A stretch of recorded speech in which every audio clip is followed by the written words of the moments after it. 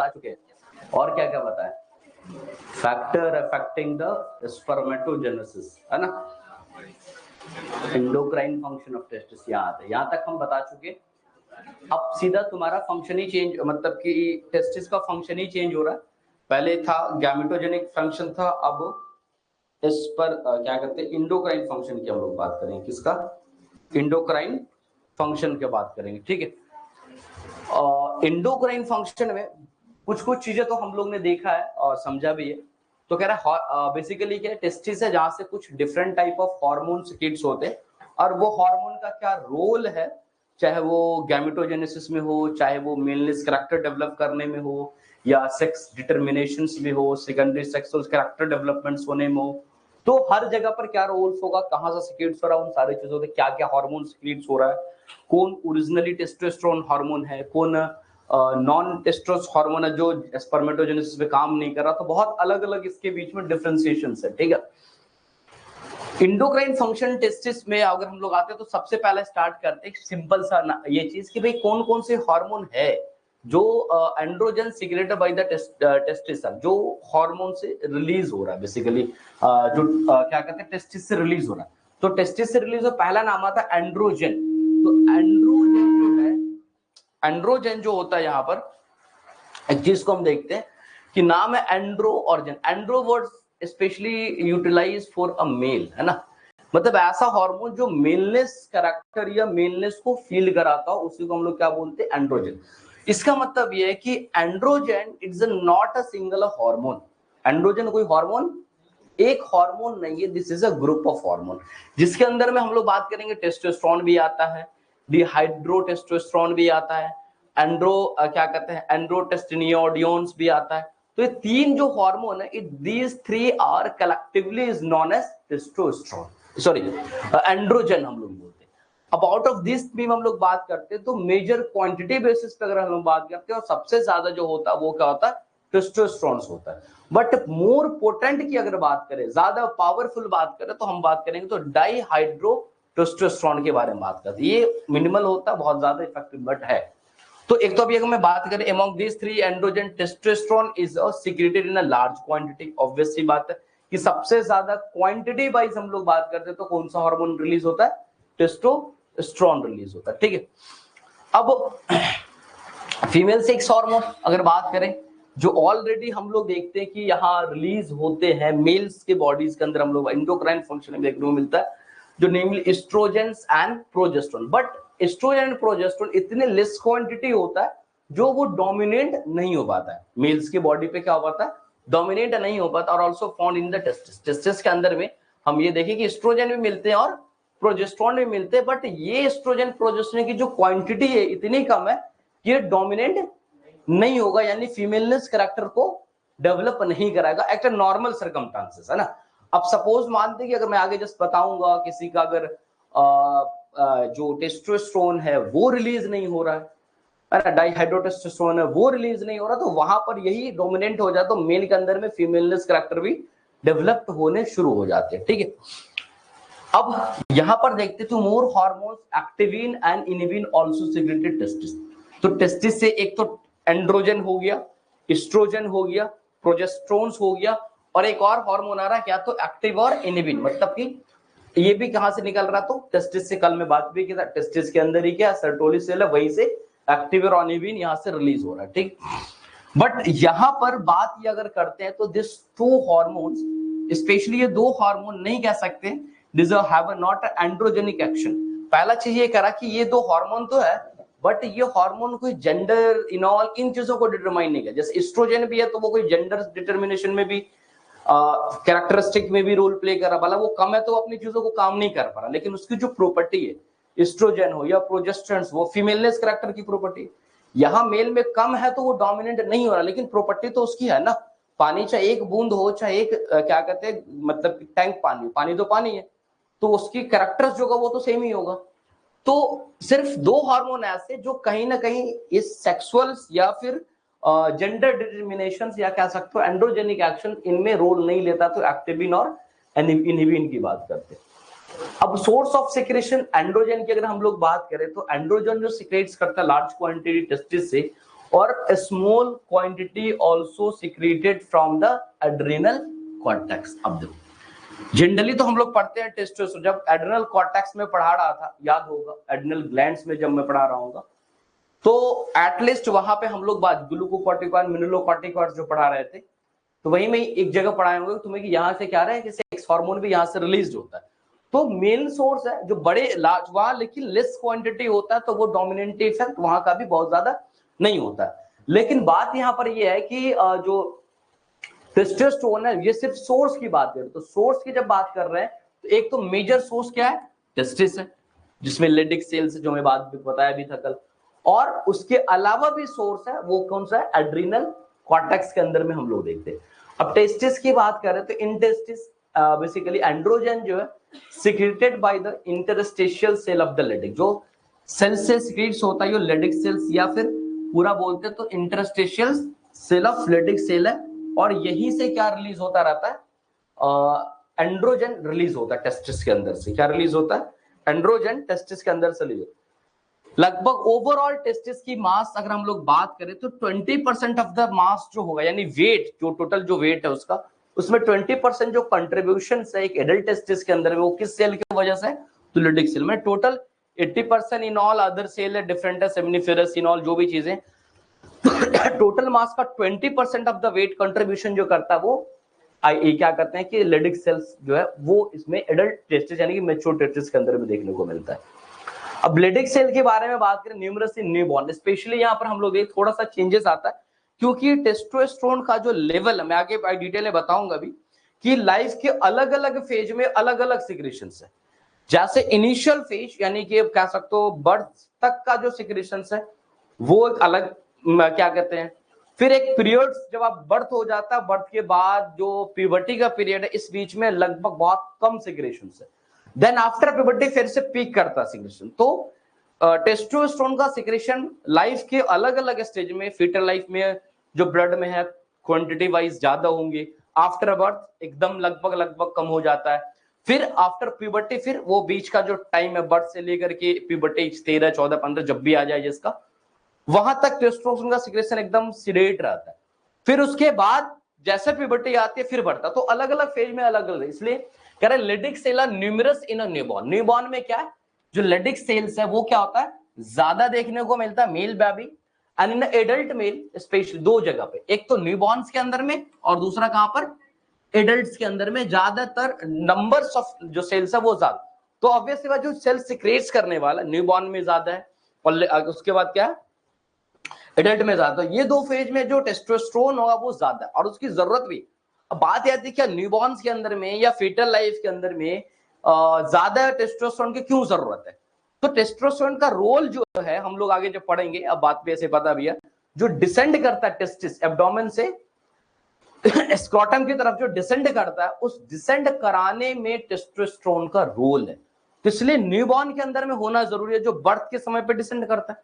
Testis abdomen से scrotum में कब आता है नीचे, eight the time of birth. तो उस टाइम में टेस्टोस्टेरोन का लेवल अगर बॉडी में कम गया या डेफिशिएंसी हो गई या कुछ भी हो गया तो टेस्टिस अनडिसेंड हो जाएगा, जो मैं ऑलरेडी तुम्हें रिपोर्ट्स एंड वीडियो भी दिखाया था, याद होगा तो इतना भी सिर्फ याद यहां पे रखना है कि टेस्टिस जो है में जो हार्मोनल सिक्रेशंस है न्यूबॉर्न में ज्यादा देखने को मिलेगा और उसके सेल भी और एडल्ट में देखने को मिलेगा। So the secretion of the androgen occurs in the newborn baby and after the puberty, दो टाइम पे हम लोग देखते हैं। अब एड्रिनल कॉर्टेक्स से, एड्रिनल कॉर्टेक्स में तो लेस है सबसे पहले। Adrenal cortex secreted by the zona reticularis, है ना, 3 जीएफआर करके 3 जोन अलग अलग में बताया था, याद होगा, है ना। तो पहला क्या आता है, जोना रेटी, मतलब एक जोना रेटिकुलरिस है। तो जोना रेटिकुलरिस से क्या होगा कि रिलीज हो ना, तो पहला फर्स्ट लेयर नहीं है, जीएफआर करके पढ़े थे, सबसे लास्ट ही इनर मोस्ट में आता है ना रेटिकुलरिस एड्रिनल कॉर्टेक्स का। अब यहां से रिलीज होता है क्या, टेस्टोस्टेरोन, और बेसिक करते हैं androstenediones and the dehydroepiandrosterones, यानी 3 अलग अलग टाइप है, ये collectively is known as androgen. But यहां पर इन सारे चीजों का जो सिक्रेशन है वो लेस क्वांटिटी में, कम क्वांटिटी में, इतने ज्यादा क्वांटिटी नहीं है कि ये जाकर के स्पर्मेटोजेनेसिस करा सके। इसलिए ड्यूरिंग प्यूबर्टी स्पर्म का फॉर्मेशन नहीं होता है, जब तक before the puberty, sorry during puberty नहीं, बिफोर प्यूबर्टी, प्यूबर्टी से पहले स्पर्म का फॉर्मेशन मेल बॉडी में नहीं होता है, क्योंकि स्पर्म में लिए टेस्टोस्टेरोन का भी प्रोसेसिंग होना, कल बताया भी था, अभी फिर भी हम लोग देखेंगे। तो कहीं ना कहीं इतनी भी क्वांटिटी नहीं है कि वो स्पर्मेटोजेनेसिस के प्रोसेस को इनिशिएट कर पाए, ठीक है। Adrenal androgen do not have any significant, है ना, तो बहुत बड़ा सिग्निफिकेंट फिजियोलॉजिकल एक्शन नहीं देखने को मिलेगा because of their small quantity. तो एक लाइन में तुमसे पूछे कि एंड्रोजन जो हार्मोन है वो प्यूबर्टी के लाइफ में भी एड्रिनल कॉर्टेक्स से रिलीज हो रहा है, जोनल रेटिकुलर, तो उस लाइफ उस पीरियड में स्पर्मेटोजेनेसिस क्यों नहीं होता? तो सिंपल बताना कि ठीक है उस पीरियड में हो रहा है, बट उस पीरियड में जो क्वांटिटी वो क्या है, कम है। क्वांटिटी क्या है, कम है। तो कम क्वांटिटी होने की वजह से क्या हो रहा है, यहां पर सिक्रेशंस उसके एडवांटेज नहीं देखने को मिलते। In abnormal condition the hyper secretions of adrenal, अब मान लो किसी को एबनॉर्मल कंडीशन मतलब एड्रिनल कॉर्टेक्स है और उसमें ट्यूमर हो गया, स्पेशली मान लो जो जोना रेटिकुलरिस है उसमें क्या हो गया, ट्यूमर हो गया। ट्यूमर में सेल क्या करेगा, मल्टीप्लिकेशन करेगा, और सेल मल्टीप्लिकेशन करेगा, सेल के नंबर बढ़ेंगे, तो वहां पर सिक्रेशंस क्या हो जाएगा, ज्यादा हो जाएगा, तो हाइपर सिक्रेशन हो जाएगा। Androgen result in the sexual disorders, तो वहां पर सेक्सुअल डिसऑर्डर्स होने के चांस, क्योंकि एड्रिनल कॉर्टेक्स में स्पेशली मेल में मान लो अगर कुछ बढ़ेगा भी तो मिलनेस कैरेक्टर ला सकता है। एक पॉसिबल है कि प्यूबर्टी 12 साल में आना था वो 11 में आ जाएगा, 10 में आ जाएगा। लेकिन फीमेल में अगर बढ़ गया तो फीमेल के अंदर भी तो एड्रिनल ग्लैंड है, फीमेल के अंदर भी एड्रिनल कॉर्टेक्स है, तो वहां भी अगर ट्यूमर अगर होगा तो फीमेल के अंदर मिलनेस कैरेक्टर बिफोर प्यूबर्टी आना स्टार्ट होने लगेगा, है ना। अगर इस रीजन में कहीं ट्यूमर्स वगैरह हो गए तो नॉर्मल कंडीशन में कुछ नहीं होना, ठीक है। अब ये चीज यहाँ पे भी कि डिफरेंस पीरियड एंड लाइफ में अलग अलग, तो सबसे पहले हम लोग यहाँ देखते हैं कि जो लाइफ के अलग अलग फेज में अलग अलग पीरियड्स में जो टेस्टोस्टेरोन जो रिलीज हो रहा है वो कहाँ पे कैसे कौन उसको स्टिमुलेट कर रहा है। तो सबसे पहला जो स्टेज हम लोग देखते हैं सिक्रेशन होता है 7th वीक, है ना। 7th week of fetal life, मतलब कोई फीमेल है अगर वो प्रेग्नेंट होती है तो 7th week of gestational age बच्चे का जो होगा 7th वीक में टेस्टोस्टेरोन के बारे में कहते हैं सिक्रेशन स्टार्ट हो जाता है बाय फीटल जेनाइटल रिज। जैसे अलग अलग बॉडी के पार्ट्स के लिए हम क्या बोलते हैं, जैसे न्यूरल क्या कहते हैं कि न्यूरोडक्टल रिज बनता है ना, नर्वस सिस्टम के लिए क्या कहते हैं न्यूरल डक्ट्स वगैरह का रिज बनता है, लिम्स के लिए लिम्स बड्स बनते, तो वैसे एक रिज डेवलपमेंट के फॉर्म में हम लोग एक जेनाइटल रिज बनेगा, और उस रिज से क्या डेवलप करेगा, जो मेल होगा तो मेल जेनाइटल ऑर्गन और फीमेल होगी तो फीमेल जेनाइटल ऑर्गन। बट वहां पर हम लोग देखते हैं कि वो जेनाइटल रिज से क्या रिलीज होने लगता है, टेस्टोस्टेरोन रिलीज होने लगता है, and fetal testis being to secreted testosterone at the about 2nd to 4th month of the fetal life। 7वें वीक में तो फीटल क्या कहते हैं जेनाइटल रिज से आ रहा है टेस्टोस्टेरोन, जैसे आगे बढ़ता चला 2nd and 4th मंथ, मतलब पहले भी चला गया, क्योंकि अगर हम 2nd मंथ होने का मतलब है कि अगर एक वीक में 4 सप्ताह तो 8 वीक, यहाँ पर कितना 8 वीक, तो 7 वीक तक, यानी कि लगभग आप कह सकते हो फर्स्ट मंथ से लेकर मतलब 7th वीक पे अगर आते स्टार्ट होता है तो 7th वीक फर्स्ट स्टार्ट हुआ, और 8वें वीक में जैसे गुजरा तो सेकंड मंथ में एंटर कर गए। 8वें वीक में जैसे मतलब 8 वीक कंप्लीट हो गया तो कहां चले गए, सेकंड, मतलब इसका मतलब ये कि जस्ट रिज से लेकर के टेस्टिस के फॉर्मेशन में within a week and some days में रिज जो है वो टेस्टिस को फॉर्म करा देगा, सपोज मान लो, ठीक है, at about 2nd to 4th month of the life, ठीक है। कहां से, तो पहला 7th वीक में कहां से रिलीज होगा, तो तुम्हारा फीटल जेनाइटल रिज से रिलीज होगा। 2nd से लेकर के 4 मंथ तक कहां से होगा, तो फीटल टेस्टिस, बेसिकली हम secretion testosterone at the fetal life, basically testis से फीटल टेस्टिस से शुरू हो जाता है इन फीटल लाइफ टेस्टोस। अब ये सवाल है कि टेस्टिस से सिक्रेट्स होता है नॉर्मल एडल्ट में, जैसे कि मैं आगे पढ़ाऊंगा अभी बताया कि टेस्टिस से सिक्रेट्स होने के लिए एफएसएच का रोल होता है। एफएसएच फॉलिकुलर स्टिमुलेटिंग हार्मोन है, एलएच, मतलब ये सब आकर के स्टिमुलेट कर रहा दिन होता है। अब यहाँ पर क्या होगा, इन फीटल लाइफ में आखिर टेस्टिस को स्टिमुलेट कौन कर रहा होता है कि टेस्टिस ये रिलीज करा देगा, तो testosterone secretion from the testis जो होता है वो स्टिमुलेटेड करता है क्रोनिक गोनाडोट्रोपिन्स हार्मोन, ये हार्मोन है ना, सीजीएच है ना, सी सॉरी किधर human, sorry HCG, human H, sorry इन लिखने का HCG एंड HCG हार्मोन होता है, ये रिलीज करता है। और एससी जो है वो जनरली कहां से रिलीज होता है, प्लेसेंटा से रिलीज होता है।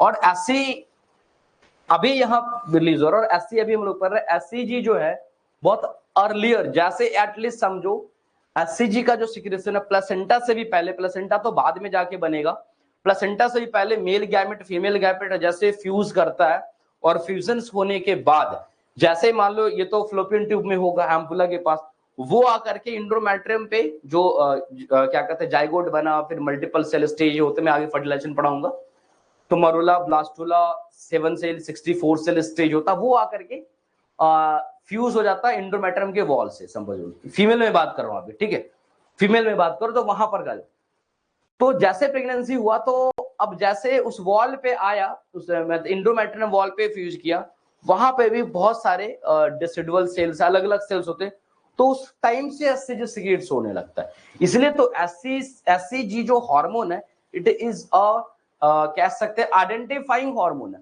जैसे हम लोग जो टेस्ट करते हैं, जैसे अगर कोई फीमेल प्रेग्नेंट है या नहीं है, कंफर्मेड बाय पेगा न्यूज इन ऑल, अलग अलग किट्स आते, उसमें यूरिन के क्या डालते हैं, ड्रॉप डालते, तो यूरिन के ड्रॉप डालने से क्यों आ जाता है, एक्चुअली जैसे कोई भी फीमेल अगर प्रेग्नेंट होती है तो प्लेसेंटा से भी पहले बहुत ऐसे सेल्स है जो एससीजी को रिलीज करता है, और ये एससीजी ब्लड में आएगा, यूरिन में भी जाता है, और ये एससीजी प्रेजेंट है बॉडी में, तो यही यूरिन में जाता है और ये कंफर्म कर देता है this female is a pregnant. तो उधर अपना एक रोल है, फीमेल में बताऊंगा अभी आगे चल के, बट यहां पर अब एक दूसरा बेनिफिट इसके साथ साथ क्या है कि यही एससीजी क्या करेगी, ये एससीजी क्या करेगा, रोल प्ले करेगा किसका, एफएसएच का। ये SCG hormone human chorionic gonadotropin जो हार्मोन है, वो क्या कराएगा, किसको फ्यूज कराएगा, सॉरी टेस्टिस को जाकर के स्टिमुलेट करेगा, और जिससे क्या रिलीज हो जाएगा, टेस्टोस्टेरोन, फीटल टेस्टिस रिलीज करना स्टार्ट कर देगा।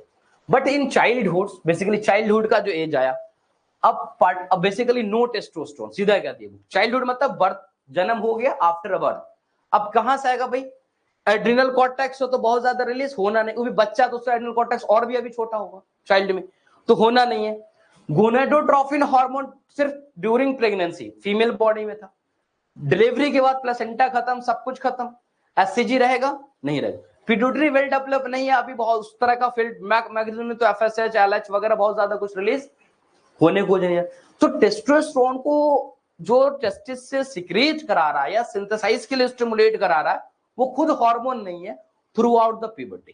तो इसलिए हम लोग देखते हैं चाइल्डहुड या कहते हैं लगभग 10 से 12 ईयर ऑफ द एज तक, इस एज में टेस्टोस्टेरोन का सिक्रेशन नहीं होता है। तो तुमसे अगर कोई सवाल करे क्यों नहीं होता है, तो सीधा सा जवाब दोगे, सबसे पहला चीज भाई कि जो टेस्टिस है, इसका मतलब उस टाइम पीरियड्स में जो उसको स्टिमुलेटिंग करने वाला हार्मोनल है वो सिक्रेशंस नहीं है। तो एक सवाल आएगा कि भाई जब बच्चों में नहीं है तो फीटल लाइफ में कहां से आया, तो फीटल लाइफ में कौन सा हार्मोन स्टिमुलेट कर रहा था, एचसीजी कर रहा था, ठीक है। चलो इसके बाद देखते हैं testosterone secretion started in the increase rapidly basically onset of the puberty. जैसे प्यूबर्टी की शुरुआत होती है 12 साल 15 साल, जो भी जिसके 15 साल तो बहुत लाइफ स्टाइल इतना मॉडिफिकेशन हो चुका है कि 11-12 तक में आते आते प्यूबर्टी आ जाती है मेल्स के अंदर में। तो इस मॉडिफिकेशन की वजह से हम लोग देखते हैं अर्ली प्यूबर्टी आ जाते हैं, किसी पर्सन में भी वेरिएशन हो सकता है, फिजियोलॉजी वेरिएशन होगा तो अर्ली प्यूबर्टी आ सकता है किसी के अंदर भी, ठीक है। अब एक साथ हम लोग देखते हैं कि जैसे प्यूबर्टी आएगी तो टेस्टोस्टेरोन का सिक्रेशन बढ़ जाएगा, last throughout the most of the remaining part of the, उसके बाद whole of the life testosterone secrets होता ही रहता है अप्रोक्सीमेटली देखता कुछ ओल्ड एज जाने के बाद डिक्रीजिंग ऑर्डर में चला जाता है, तो सिक्रेशन स्टार्ट डिक्रीजिंग लगभग 40 ईयर ऑफ एज से। तो टेस्टोस्टेरोन का वो नेचुरल है कि बॉडी के हर सेल का क्या कहता है डिनेचुरेशन होने लगता है, बॉडी सेल वीक होने लगते हैं ना, डिजेनरेशन होने लगते हैं, तो सेम एज लेडिक सेल का भी डिजेनरेशन होने लगता है। और ऑलमोस्ट क्या था कि 90 फिजियोलॉजी कहती है कि जो 90 एज ऑफ द एज में आता है उस टाइम तक लगभग जीरो हो जाता है क्या चीज, तो टेस्टोस्टेरोन का सिग्नल, मतलब वो सेल वगैरह कंप्लीटली डिजॉल्व। तो ये हमने देखा लाइफ के अलग अलग फेज में क्या है, अलग अलग सिक्रेशन से। फीटल लाइफ में है प्यूबर्टी से पहले, बर्थ के बाद जीरो, फिर आफ्टर बर्थ सर्ज करेगा, 40 के बाद धीरे धीरे फॉल करेगा और 90 तक आते आते जीरो हो जाएगा, ठीक है। चलो ये डिफरेंट लाइफ की हम लोग बात, अब आता function of the testosterone. Specially हम लोग बात करें टेस्टोस्टेरोन का क्या काम है। टेस्टोस्टेरोन जो बॉडी में है, पहले तो ये समझिएगा कब कब कहां कहां रिलीज हो रहा है, कैसे रिलीज हो रहा है, होल मैकेनिज्म हो गया। अब काम क्या करेंगे, तो सबसे पहला रोल है, हम अलग अलग टाइम में देखेंगे। सबसे पहले फीटल लाइफ में रोल की बात यहाँ करते हैं। Function of the testosterone in the fetal life में सिक्रीशन हो रहा है, उसकी भी कुछ क्या कहते हैं कि फैक्टर है, कारण है जिसकी वजह से होता है। तो सबसे पहला हम देखिए फंक्शन टेस्टोस्टेरोन में हम लोग आते हैं। तो एक आता है डिपेंड, अगर टेस्टोस्टेरोन आता तो वो डिफाइन करता सेक्स डिफरेंशिएशन इन फीटस, कि इसके वजह से सेक्स डिफाइन होगा। जैसे मान लो कोई male gamete female gamete fuse किया, जाइगोट बना। अब या मेल बेबी बर्थ होगा या फीमेल बेबी का बर्थ होगा, ये तो अभी नहीं पता है। तो टेस्टोस्टेरोन इस चीज को डिफरेंशिएट करता है। चल कैसे करता मैं बताऊंगा, अभी सिर्फ याद रख। Development of the accessory sex organ, अगर जैसे सेक्स ऑर्गन से मेल में टेस्टोस्टेरोन मेल अगर आया तो उसके लेकर के वो बनाएगा, मान लो स्क्रॉटम है, और इवन दोस्त क्या कहते हैं कि अदर पेनिस है, जो भी एक्सेसरी ऑर्गन है, वेसिकल्स वगैरह, उसको फॉर्म करेगा। तीसरा काम क्या करेगा फीटल लाइफ में, तो डिसेंट ऑफ द टेस्टिस, है ना। अभी बताया कि फीटल लाइफ क्या होगा ना, just birth, at the birth. तो बर्थ के टाइम पे टेस्टोस्टेरोन का 3 रोल है क्या, एक तो सेक्स को डिटरमाइनेंस करेगा, मेल होना या फीमेल की तरफ जाएगा, कैसे करेगा मैं बताऊंगा। दूसरा क्या करेगा, ये development of accessory, develop question है क्या, हाँ। तो दूसरा क्या करेगा, development of accessory sex organ, अलग अलग जो ऑर्गन्स का जो डेवलपमेंट उसके लेकर के। और लास्ट वो टेस्टिस को डिसेंड कैसे करेगा उसको लेकर। सेक्स डिफरेंशिएशन में अगर हम लोग बात करें तो सबसे पहले हम लोग यहां पर आते हैं कि सेक्स क्रोमोसोम जो है वही रिस्पॉन्सिबल होता है डिटर्मिनेशन ऑफ सेक्स के लिए, है ना। ये तो क्लियर है ना कि जो सेक्स क्रोमोसोम में बात करें, अगर मेल है तो XY होता है और फीमेल है तो X है। तो यही सेक्स क्रोमोसोम है जो कि क्या करता है, यही सेक्स क्रोमोसोम है कि जो डिफाइन करता है कि वो मेल हो या फीमेल, दोनों के बीच में डिफरेंशिएशन क्रिएट करता है ऑफ द फीटस। तो testosterone is responsible for the sex differentiation of a fetus, basically हम लोग देखते हैं। अब आगे हम लोग इस चीज में देखते हैं फीटस है बेसिकली, जब फीटस के अंदर में, अब थोड़ा सा यहाँ पे एम्ब्रायोलॉजी की चीजें है ना, जो रेडियोलॉजी के बच्चे हो, अल्ट्रासोनोग्राफी में काम करोगे वहां ये सब चीज देखना पड़ेगा, जैसे ना। हालांकि स्पेशली तुम्हारे लिए सिर्फ तुम तक ही पता होता है, क्योंकि सेक्स डिटर्मिनेशन को आउट नहीं कर सकते, नहीं तो इसके लिए PCPNDT एक्ट है, उस एक्ट के तहत कहाँ जाओगे, कहाँ जाओगे, जेल जाओगे, जेल जाओगे, डिग्री जाएगी, लाइफ चौपट, बहुत खतरनाक एक्ट है ये। तो जरूरत भी नहीं है इस चीज की, कोई जरूरत नहीं, इसलिए आपसे कोई कितना पूछ रहा है, अगर आप वर्क कर रहे हो तो आप अपने आप को इस चीज को ख्याल में रखें कि किसी भी हाल में ये चीज को, सेक्स को नहीं बताना, जैसे मेल बेबी और फीमेल बेबी, एकदम इस चीज को सोच लीजिए, ठीक है। तो अब यहाँ क्या होता है कि फीटस हैज 2 जेनिटल डक्ट। मान लो कि हम लोग ये बता रहे तुम्हें कि जब फीटस अभी है तो वहां पर 2 जेनिटल डक्ट बनता है, एक का नाम होता है मुलेरियन डक्ट, दूसरा का नाम होता है वाल्फियन डक्ट। क्या नाम होते हैं, मुलेरियन डक्ट और वाल्फियन डक्ट। अब देखते हो मुलेरियन डक्ट जो है, जेनिटल डक्ट की बात कर रहे हैं, which give rise to female accessory sex organ such as vagina, uterus and fallopian tube। अगर मुलेरियन डक्ट होगा तो मुलेरियन डक्ट से जो डेवलप होगा, समझ लो, या आगे बढ़ेगा, तो उससे डेवलप क्या बन सकता है, क्या बनेगा, फीमेल एसेसरीज ऑर्गन। और वाल्फियन डक्ट जो होगा which gives rise to male accessory organ. तो यहां पर इस चीज को पहला चीज ये क्लियर रखो कि मुलेरियन डक्ट जो है वो M से है, लेकिन ये डेवलप कराएगा फीमेल, उल्टा है ना, M फॉर मेल, बट यहां पर ये M जो है वो मेल को रिप्रेजेंट कर रहा है, M फॉर मुलेरियन, मुलेरियन किसको रिप्रेजेंट कर रहा है, अपोजिट याद रखो, फीमेल को, याद रखिए, कंफ्यूजन यही होता है, अच्छा मुलेरियन से मेल एसेसरी हो रहा है या वॉल्फियन से हो रहा है, तो सिंबल याद रखोगे, एक याद रखो तो दूसरा क्या रहेगा, ऑटोमेटिक तुम्हें याद रह जाएगा। तो पहले ये क्लियर होगा कि मुलेरियन डक्ट और वॉल्फियन डक्ट, ये दोनों का क्लियर कट होना चाहिए। वॉल्फियन क्या कर रहा है, तो मेल एसेसरी में आ रहा है, इपिडिडाइमिस बन रहा है, वास डिफरेंस डेवलप होगा, सेमिनल वेसिकल।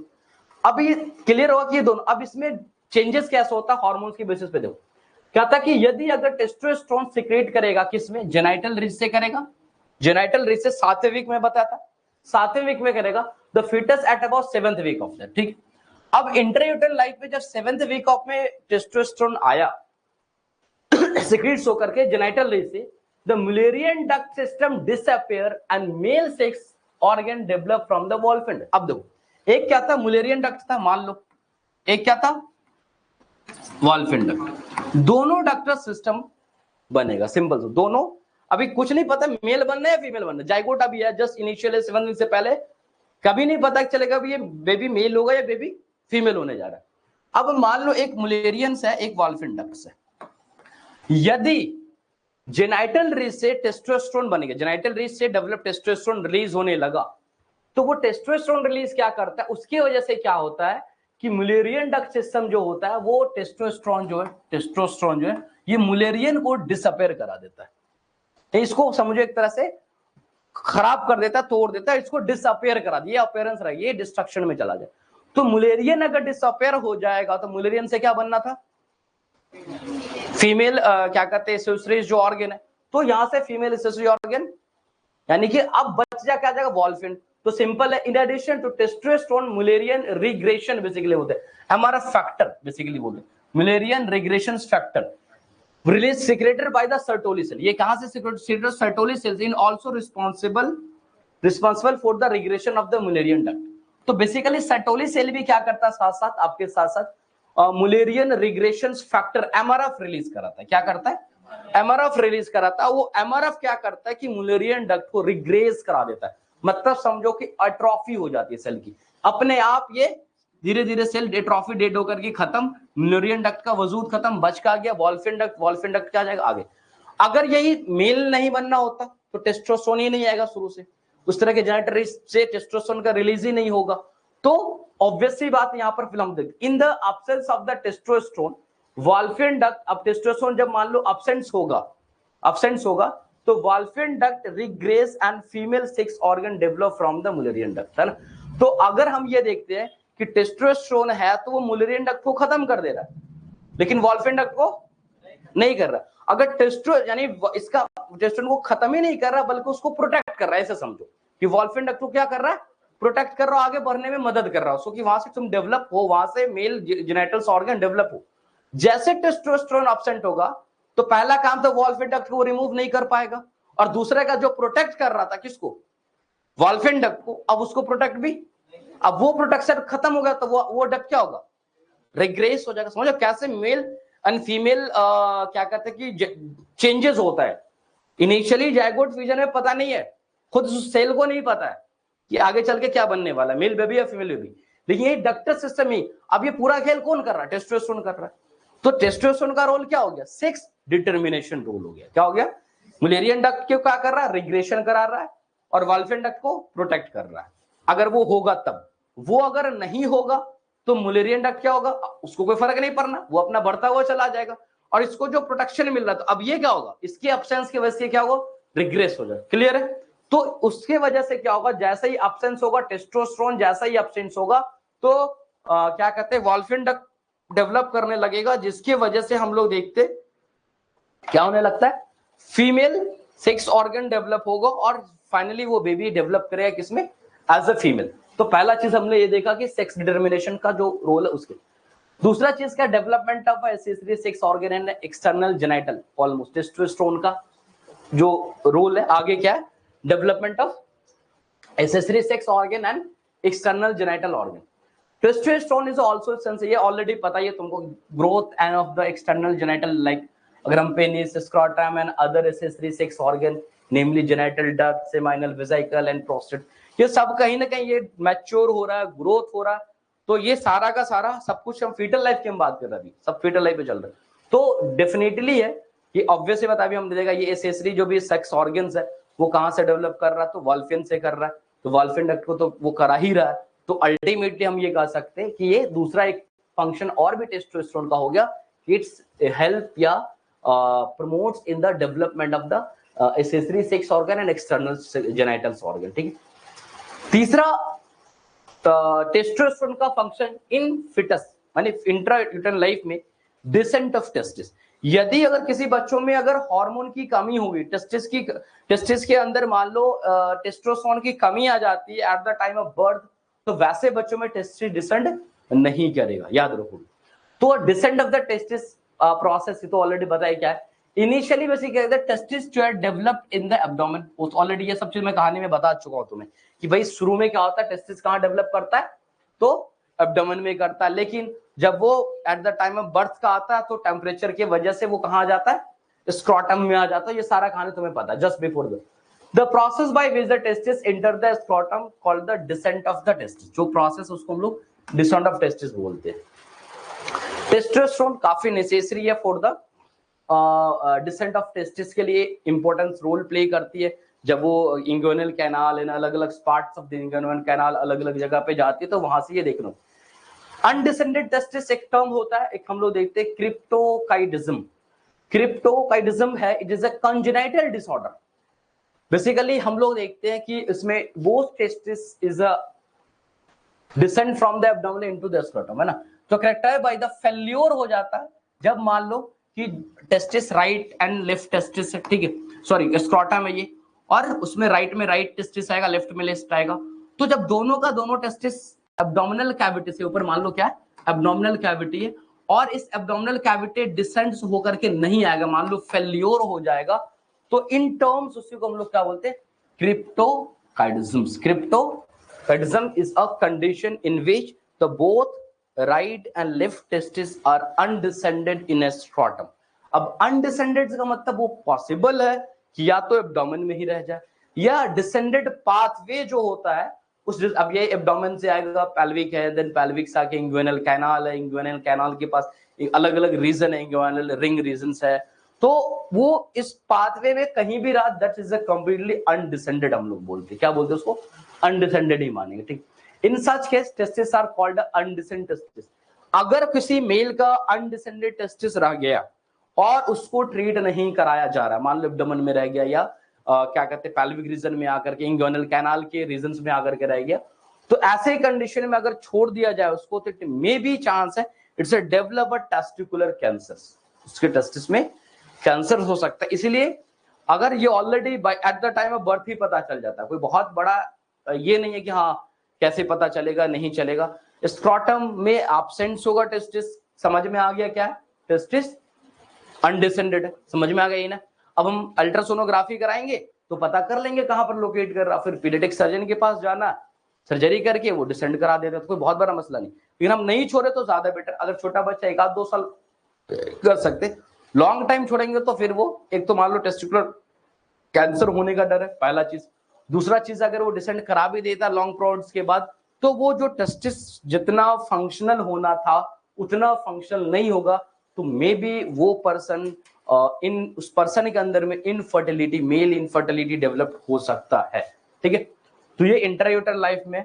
नेक्स्ट क्लास, अगली क्लास में हम लोग function of testosterone in adult life, adult body पे टेस्टोस्टेरोन का क्या रोल्स है, क्या फंक्शंस, हम लोग नेक्स्ट क्लास में देखेंगे। यहां तक कोई डाउट्स, कोई क्वेश्चन, कोई समस्या तो बता दो, है किसी को कोई क्वेश्चन?